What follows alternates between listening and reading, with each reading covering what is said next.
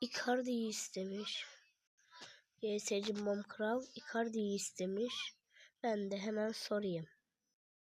Hadi soralım, erkek mi? Evet.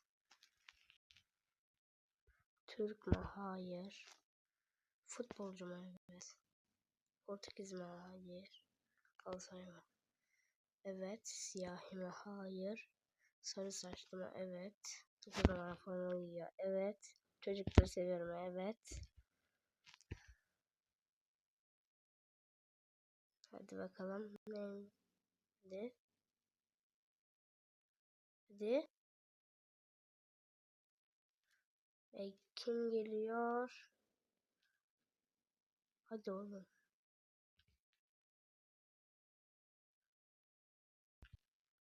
Doğru bildi.